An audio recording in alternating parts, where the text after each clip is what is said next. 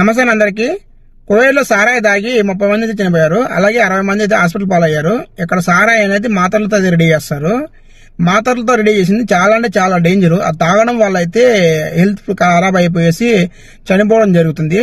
ఇక్కడ మనం బాగుంటేనే మన ఇంటికాడ ఫ్యామిలీ బాగుంటారు. లేదంటే ఇక్కడ మనకు ఏమన్నా అయింది అనుకో, ఇంటికాడ రోడ్డు మీద పడిపోతారు ఫ్యామిలీ మొత్తము. అలాగే ఇక్కడ తాగేసి రోడ్ల మీద తిరగడము ఏమన్నా చేస్తే ఖచ్చితంగా పోలీసులు పట్టుకునేసి జైలుకి వేసి ఇంటికి పంపించేస్తారు.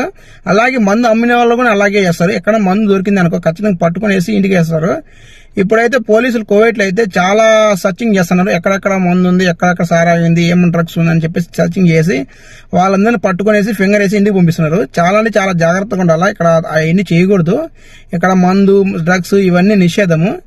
అలాగే మొన్నటికి మొన్న మాలియాలు అయితే వేరే అతను తాగేసి తిరుగుతూ ఉన్నాడు. పట్టుకునేసి అతను అయితే ఇంటికి అయితే పంపించేశారు. చెప్తున్నాను, ఎవరు తాకండి, ఎవరు ఏమి మత్తు పదార్థాలకి బానిస అవ్వకండి. ఇక్కడైతే చాలా హ్యాపీగా తినండి, హ్యాపీగా ఉండండి, పని చేసుకుని ఇంటికి వెళ్ళిపోండి హ్యాపీగా. ఇంట్లో పిల్లలు హ్యాపీగా ఉంటారు, మీరు హ్యాపీగా ఉంటారు. మాలియాలు అనేది చెక్కింగ్ అనేది చాలా ఎక్కువగా ఉంది. ఎవరు తాగేసి వెళ్ళకండి మాలియాకి.